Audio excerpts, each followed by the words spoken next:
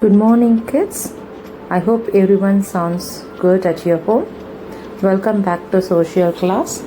Today we are going to see the second unit, Emergence of New Kingdom in North India in History. Here you are going to see the origin of the Rajputs and the important lines among them and the advent of Islam. Let me see the more details about the Rajput Kings. Kingdoms in North India.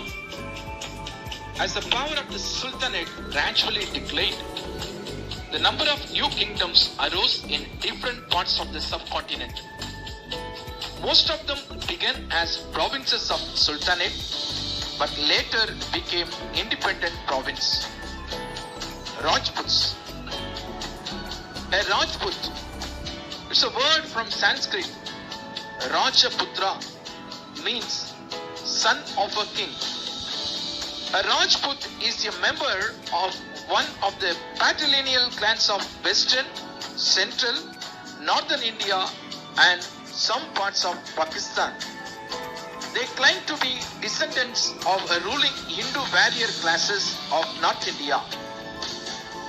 There are several major subdivisions of Rajputs known as Vansh or Vamsha, the step below the superdivision Jati.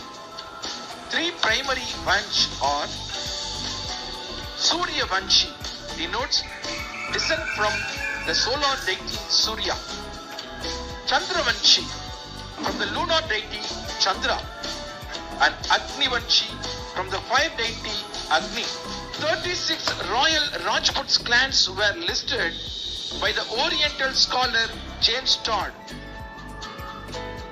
Pratiharas. Harichandra founded the Pratihara kingdom. The Pratiharas were Indian dynasty that ruled a large kingdom in northern India from the 6th to the 11th centuries. However, the political history of the Pratiharas was marked with their career of enormous warfare. The Pratihara dynasty declined after the defeat of Mahimala in the hands of the Rashtrakutas. Taking the advantages of the decline, various vassals and feudatories under the imperial Pratihara rulers began to rise in revolt. The weak Pratihara rulers were unable to bring them back in subjection and were forced to recognize their independence. Paulas. The Paula Empire originated from 8th to 12th century and was a dynasty which controlled Bihar and Bengal. The name Paula is a synonym for protector and was used as an ending to the names of all Paula monarchs. The founder of the Paula dynasty was Gopala. He came to power in 750 AD and was the first independent Buddhist king of Bengal by democratic election.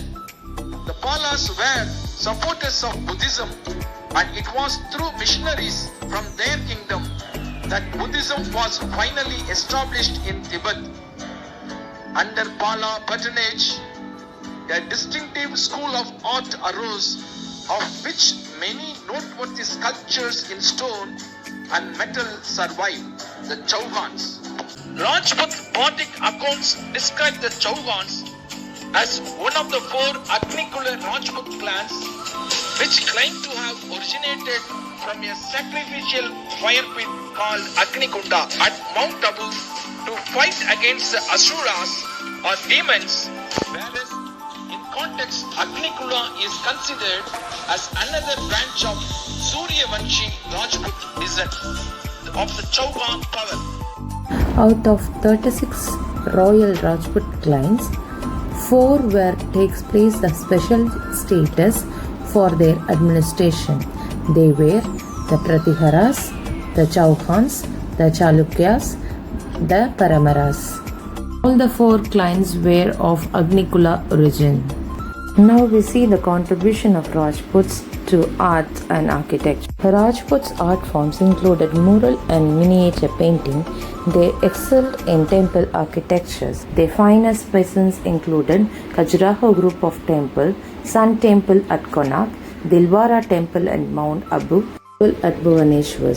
Monuments like palaces at Jaipur and Udaipur, fort at Jaisalmer, Chittor, Mando, Jodhpur and Gwalior.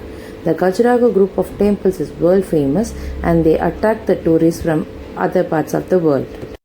The end of Rajput war due to the lack of unity among them, and they did not maintain the strong army, and the disunity among the Rajput encouraged the Turkey to invade India.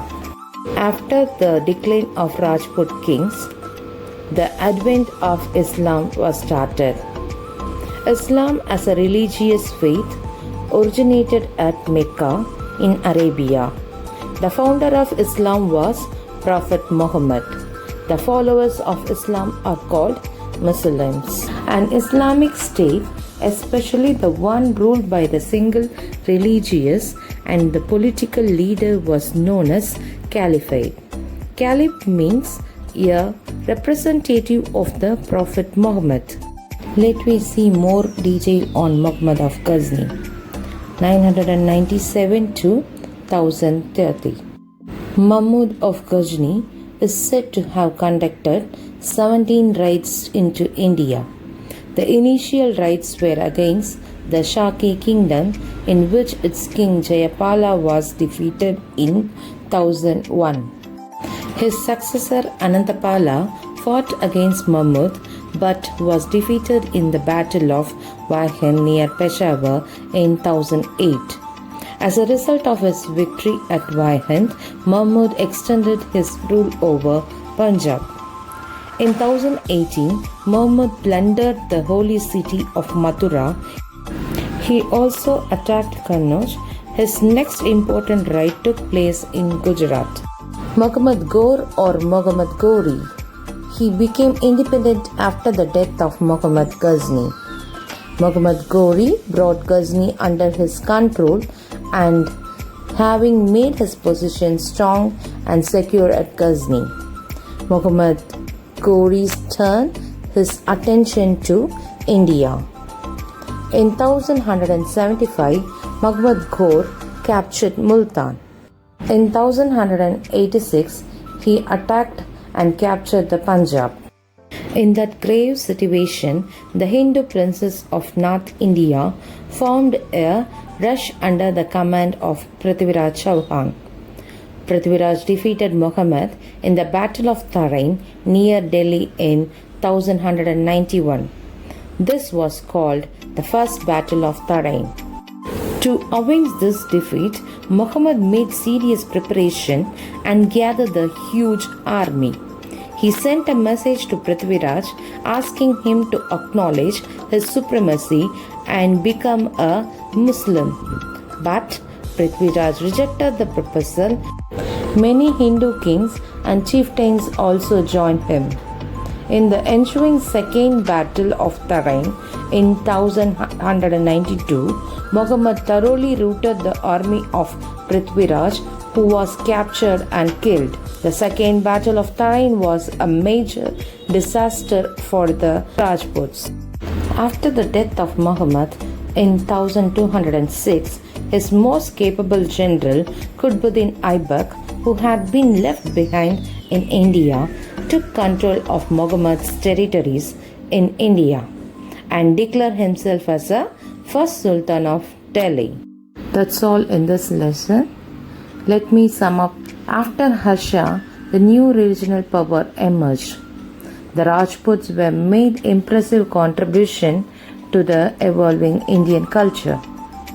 Military raids of Muhammad Ghazni and Muhammad Ghor paved the way for the establishment of Islamic rule in India.